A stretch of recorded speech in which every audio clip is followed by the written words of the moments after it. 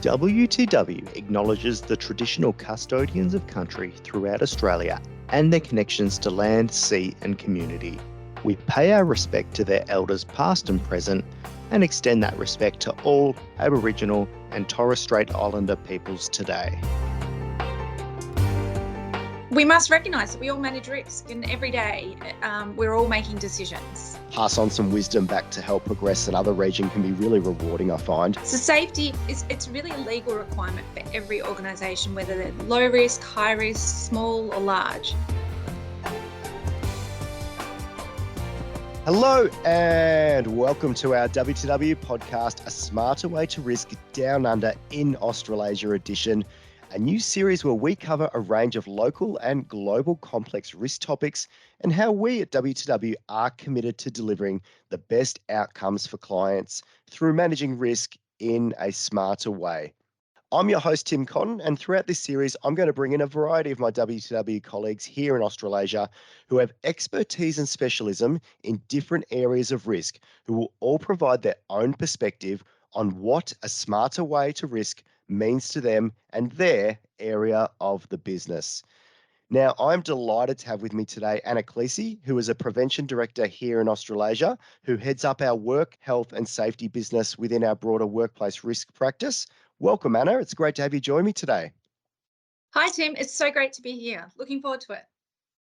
Now, Anna, could you tell us a bit about yourself, your role at WTW, and a bit about our work, health and safety team?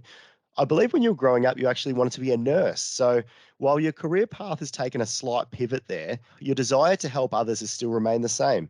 Yeah, for sure, Tim. And that's why I love safety so much, and particularly around consulting. I get to use my skills to help improve workplaces and make them safer for people, but also I get to help my clients every day. So hi, everybody. My name's Anna Klease, and for those of you who don't know me, I run our work, health and safety consulting team here. It is a national team and readily available to support your needs. My team forms part of the workplace risk practice, where we've now got over 50 colleagues. Our practice focuses on providing data-led decisions and human-centred approaches to work cover, prevention and employment relation practices. We are unique in that our practice brings together specialists across all these disciplines to solve the most complex workplace risk needs. And my team is all about preventing injuries and illnesses, and I've been lucky enough to select every individual within my team. I believe we bring together the best health and safety consultants within Australia, if not globally. For us, while every solution is unique, the fundamental principles within our team around how we operate are not. We certainly ensure every piece of work we deliver is evidence-based, creates a return on investment for our clients, and adds value. Through delivering upon these fundamentals, we also ensure we are credible and reliable and genuine about achieving an outcome every time for our clients. These are our operating principles and what I believe really sets us apart. That sounds really interesting, Anna. Thanks for that summary. Obviously, we do a lot of work closely together, so I get to see firsthand some of the great work you're doing for clients. If we link back to the theme of this podcast, what would you say a smarter way to risk means to you and your clients? Yeah, absolutely, Tim. Well, for me, this is about delivering value to each client, but helping them make smarter risk decisions that are aligned with their organisational strategic and financial goals. So within safety, we often see that activities often accumulate and are even performed in the name of safety, but may not actually contribute to the safety of the operational workforce, and can often increase risk by creating negative beliefs and attitudes in the workforce. So for us to deliver value and make workplaces safer, it's really important we work with our clients to understand how safety activities performed actually contribute to minimising risk, and how data and analytics help inform decision-making about what critical risks need attention. Really, with our help, businesses see where they need to focus. So doing this has the benefit of ensuring resources are available and executed in such a manner that areas or risks with the highest potential to cause harm actually receive the most attention. And now this is not a one-off process, but businesses need to continually evolve and continually assess risk and opportunities to manage risk so that they can ensure business objectives can be met and to remain competitive in today's market. So we must recognise that managing risks is about integrating risk-based decisions into operational decision-making. We must recognise that we all manage risk, and every day we're all making decisions. So, this includes strategic decisions, operational decisions, as well as often missed tactical decisions that are made by teams at the coalface. So, the way we manage risk at the coalface, if executed correctly, is one of the most influential components of successfully controlling hazards effectively. Indeed, it might seem that some steps are often recommended to implement risk management in an organisation seem directed at isolating risk from where it naturally sits, which is the front line. So for us, it's actually about integrating risk management and adopting ways to influence the processes that already exist, working with the frontline and operational leaders to enhance risk based decision making where it's most effective. And of course, that's on the front line. I love the way you've explained that, Anna. Like every decision we make, whether it's in our personal lives or at work, comes with some form of risk. And I think sometimes people approach and manage risks all the time without even realizing it. It's a really intriguing way to look at it. You mentioned data and analytics in there as well. How does your team use data and analytics to make informed decisions for clients? Do you have any examples perhaps you could share with us today? Yeah, look, absolutely. As mentioned at the start, every decision we make in our team is about managing risk and using evidence to inform that decision making. One of our products is a really good example. So that's predictive analytics. So what we know is there was wealth of information that's captured in historical worksite, project, human resources, inspection reports, and even environmental data. So when traditional analysis typically focuses on what's already occurred, but for us, predictive modeling techniques can, however, identify high risk predictors even before an incident occurs. And now this allows companies to put strategies in place that focus on prevention. So by combining our powerful statistical methods across multiple disparate data sources, organizations are really able to understand the drivers of workplace accidents that really previously been unseen. So through predictive analytics, we're really able to help clients understand which work processes or areas have the highest risk factors for incidents, what preventative measures offer the best value when a safety program has budgetary constraints, and what performance metrics can create more actionable insights. I'm actually really interested by that, Anna. How far does the historical data actually go? Well, Tim, it can really depend on the outcome the client's wishing to achieve. And it can also depend on whether the organisation has changed over time.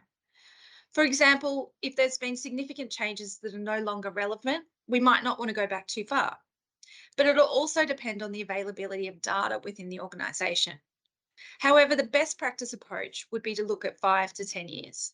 Yeah, that makes sense. And I could see that being so valuable for clients just to be able to help predict potential incidents before they occur. That'd be super helpful for a business so they can act on it and put measures in place to avoid it happening in the first place. So I love that. Does your team have any industries you actually specialize in, or would you say you're almost relevant to all types of businesses and industries? Yeah, good question, Tim. I'd love to say we specialise in a particular area, but actually our team's very much agnostic when it comes to supporting businesses and industries. So safety is it's really a legal requirement for every organisation, whether they're low risk, high risk, small or large. And therefore it needs to be a focus from every organisation. And because our safety solutions are tailored and unique, they can fit any industry, large or small. So when you work with WTW, you can also leverage the skills across our talented health and safety experts, which means we have an expert for any industry. One day we may be supporting an office based client become legally compliant, and the next day we may be supporting a hazardous facility manage critical risks. Through our diverse and highly experienced consultants, we have the right experience to solve unique safety challenges, regardless of the risks they face. One thing we definitely aren't shy about promoting here at WCW, Anna, is that we're a global company with networks all around the world. How do you ensure our work health and safety clients receive all the benefits of this global network we have? Yeah, great question. What I'm really noticing is businesses are becoming more international, and therefore it's really important we adapt to these changes and leverage the skills and experience across the globe. More complex demands across the supply chain are also driving this trend, and we need our clients to find a consultant that really can solve their unique challenges internationally. So we've got skilled and experienced health and safety experts across the globe where we leverage their skills and experience to deliver value for our clients. We meet regularly with our international colleagues to leverage the experience across our international teams to deliver the best products and solutions for our clients. For example, our Australian team have worked really closely with our neighbours in Asia to develop our Asia Pacific capabilities and products across the region. Now, by doing this, we've really been able to leverage the skills and strengths of our teams to deliver solutions that are best practice internationally, while really uniquely tailoring them to the nuances of the local landscape with local know-how. So if you're in an international role and looking for a one-stop shop for your workplace risk needs, we can definitely provide a solution. One thing I love about having that global network is the cross collaboration with colleagues.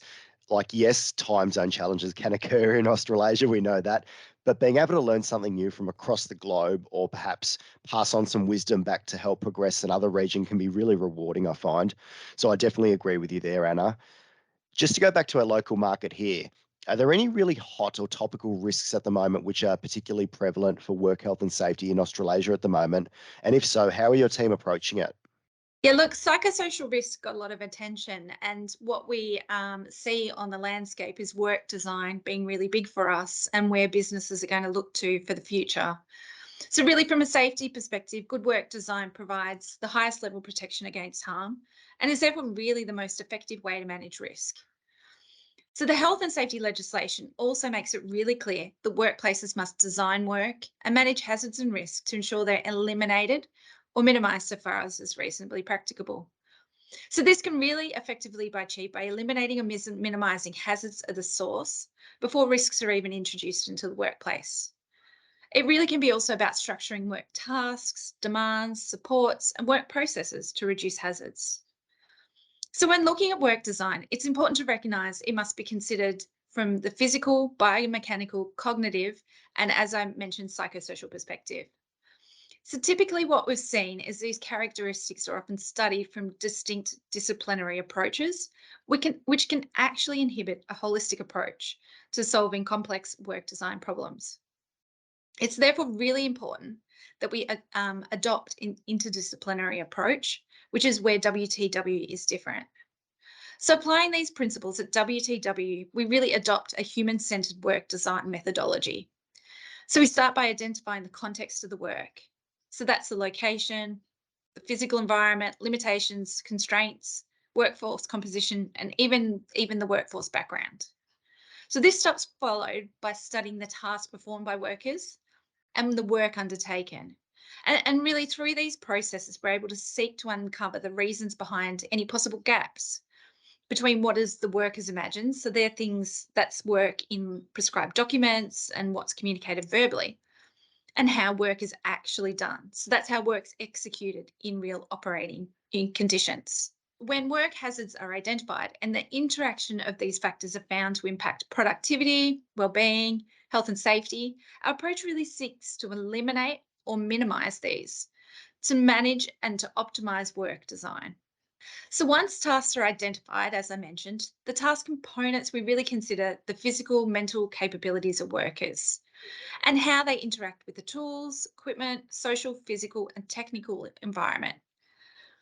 From here, our teams really map the conditions for optimal human work and system performance, and we facilitate a co-design process with the engagement of workers, team leaders, and other relevant stakeholders.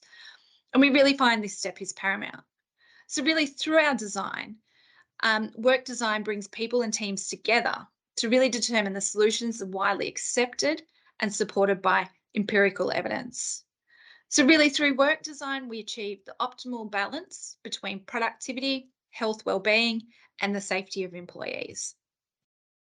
Well said, Anna. I've got one more for you. What would you say are the emerging risks in 2024 and beyond, which should be firmly on the radar for directors and officers of organisations? Yeah, for sure. Look, we're really seeing pressure mounting from the community to hold senior members to account for health and safety. And we're seeing that reflected in policy. So we've got currently 6 Australian states that have passed industrial manslaughter legislation, and they're Queensland, Victoria, Western Australia, Northern Territory, and the ACT. We've also seen a bill pass, so industrial manslaughter will be soon introduced into South Australia. And recently, Australia's workplace relations ministers have also agreed to insert industrial manslaughter considerations into the model laws. So no doubt we'll see this introduced into the remaining states shortly. So really broadly, the laws are designed to act as a deterrent to conduct which may seriously endanger workers, and a punishment for business operators who fail to ensure the safety of personnel under their responsibilities. Did you know under the model laws, individuals could be liable for up to 20 years imprisonment? What we're also seeing is more high profile cases becoming more prevalent and directors being sentenced to jail.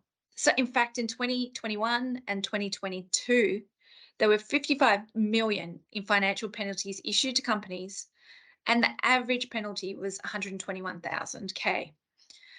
So we've seen 260 injury prosecutions and 93 fatal injury prosecutions over that time. And 93% of organisations actually entered a guilty plea. We've also seen changes to insurances for health and safety breaches enter the health and safety model laws. And no doubt we'll see these changes adopted by the states where it's not already provisions.